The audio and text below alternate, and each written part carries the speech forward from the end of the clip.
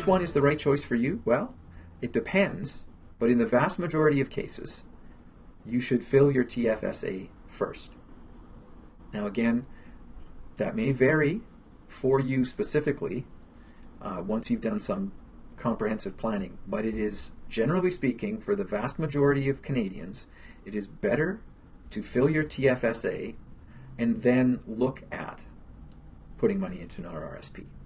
The one key exception, and we're going to look at an example of that in just a moment, the one key exception to this that applies to many people is when your employer offers an employer matching plan for a group RRSP at work. Now, a lot of Canadian workplaces do that now. Pension plans largely are, except for government workers, have disappeared, and so they've been replaced by group RRSPs, and many employers offer a matching plan for that. And so when you can get a match, then you should contribute in most cases to your RRSP. So let's look at some illustrations of these things that I'm laying down here right now. Okay, so this stuff is all from our Quick Start Investing Guide, and we're going to give you a chance to download that free at the end of this presentation. So here are a few key points from in the guide here. The first point that I'm making is that you want to start out as you intend to proceed, and what that means is it's another way, in some ways, of saying start out with the end in mind. That is, when you're putting money in these plans, you know that your long-term goal is to take the money out of them. So be very clear in your mind when that's going to happen and how you're going to do that. That's how you avoid the big tax bombs that can go off in people's lives in the future. Investing is about your future. So the illustration I like to use to highlight the difference between the two is a bit of a farming metaphor, and that is that you can pay tax on the crop or you can pay tax on the seed, and you have to determine which you would prefer to do. In the case of a tax-free savings account, you're paying tax on the seed. That is, you pay tax on the money that you were contributing into the investment at the start. You've had to pay tax on that money when you earned it, and then you can put it into your tax-free savings account. You don't get a tax deduction for that. With an RRSP, you don't pay tax on the seed. You get a tax deduction at the beginning from your income for making that contribution, and so what that means, the tax man's always going to get his money. What that means is you're going to pay tax on the crop. So think of it this way. Maybe in your investment plan over the life of your plan, you contribute $100,000, and you end up drawing down $800,000 over the life of the plan. The plan grows, and etc., etc. And then you start drawing it down, and you withdraw a total of $800,000. Some of that might be in a lump sum when you pass away. So that's the crop, that $800,000. So if you paid tax on the $100,000, in the case of a TFSA, then perhaps you paid $25,000 in tax. If you're paying tax at the high marginal tax rate, even say 40% on the crop, and that crop is $800,000, you're paying $320,000 in income tax in your retirement. So seed or crop? Well, here's just a simple illustration of what the difference is. In this case, we're holding all things to be equal. That is, you contributed the money at the same time, it grew at the same rate, and in the end, you had about close to $1.4 million that accumulated in your plan. Now, if you paid tax up front and didn't shelter it in any way, so you didn't use a tax-free savings account or an RRSP, you probably only experienced the blue column there, which is about $750,000. That's what you got to live on when you retired. Now, if you used a tax-deferred approach, which is what an RRSP is, so that is, you got your tax deduction, but you had to pay tax when you withdrew the money. Because you paid tax, the net income that you got from the plan at the end was a little over $1 million. However, with a tax-free savings account, if instead you paid the tax up front on the seed, so you're not taxed at the end, then you've grown to and you're going to realize the full value of your investment plan of about in this case, almost $1.4 million. It's about a 35% difference in how you're going to be able to live in retirement. And that's because you made a small sacrifice by paying tax on the seed. So you make a small sacrifice at the beginning, pay your tax on your seed, and then you pay no tax on your crop. Whereas if you take the advantage and say, well, listen, I want the tax deduction on my contribution because I'm going to go on a vacation, or I'm going to buy a car or a boat or whatever, you're going to pay that price, and it's going to be a big price when you hit retirement. So that's one of the key reasons that for most people, in most cases, filling up your tax-free savings account first is the best idea. The one exception I mentioned that applies across the board to people with respect to whether you should put money in your RRSP or your TFSA is this. If you have an employer matching program, that is, you put an amount in, your employer contributes an amount to your RRSP in parallel to what you've put in. This is just a simple illustration of the number on that, but you can get 180% return on your investment in the first year. And so you want to make sure that you take advantage of that.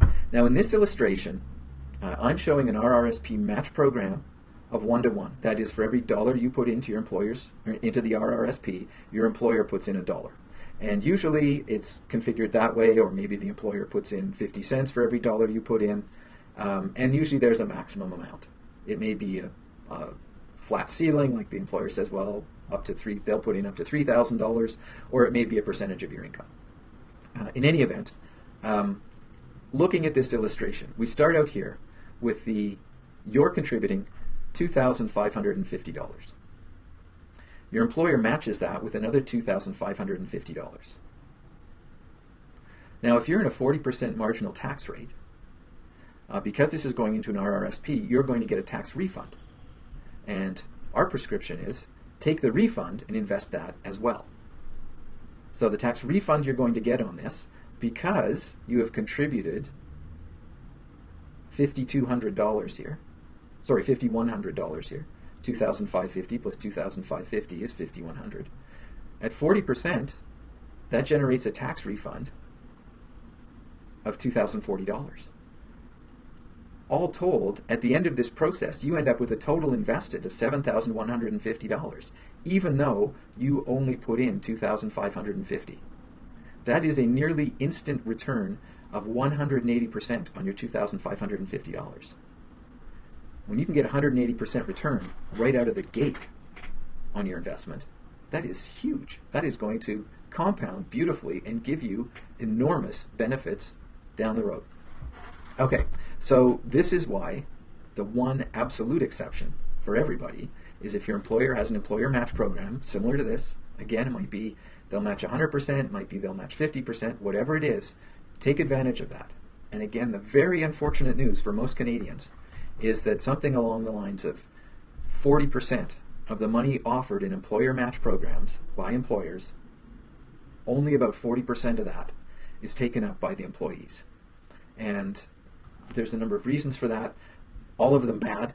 You should absolutely be doing everything you can to take advantage of that opportunity. All right. So one thing I didn't mention is I wanted to give a shout out. We have a number of people joining us from a number of financial peace groups, Dave Ramsey type groups here on Facebook. We're big fans of Dave Ramsey's. I've led Financial Peace University a number of times. Of course, it's an American program, has great principles built into it. You'll find that all the principles that we espouse are built right on top of that. We're in Canada, so we focus on Canadian concepts like RRSPs and tax-free savings account. But anyway, just a shout out to our financial peace friends out there. We see a lot of what you're doing online. Sometimes I follow a lot of Dave Ramsey groups on Facebook, and we contribute to a lot of those in the comments. And this is very much all in line with that kind of thinking. So the one last thing that I want to share, and again, I wanted to say that all of these principles are reviewed in our Quick Start Investing Guide for Canada. mean, the principles apply elsewhere as well. They apply in the US, but the concepts like RRSPs, TFSAs, and that kind of thing, those are very much Canadian concepts. So the one last thing that I wanted to leave with you is that if you're not someone who is inclined to really dig in and be a do-it-yourselfer, get advice. Use a guide to help you put together your financial plan. There's lots of ways to do that. Again, we have sessions we run where we talk about the different ways that people can get financial plans, financial advice, and all that thing. And you hear so much in the press that's negative about that right now. And most of what you hear in the press is really not very well informed. And people, if you're not prepared to spend a very significant amount of your time teaching yourself so that you understand, for example, the kinds of things we've talked about here today, TFSAs versus RRSPs, and all the legwork required to make smart choices investing, and understanding the tax implications of planning and that, be sure that you get good advice from someone. Now, that someone, there's lots of different flavors that comes in, lots of ways you can pay for that, and we're not going to talk about that today. But I just want to really encourage you, be well informed in what you're doing. That's the biggest thing that you need to do when you're putting together your own financial life. All right, so we've covered a lot of terrain. I highly suggest that you might want to get the quick start guide that I'm talking about. So you can get it by going to the URL here on your screen, bit.ly, that is bit.ly/TFSA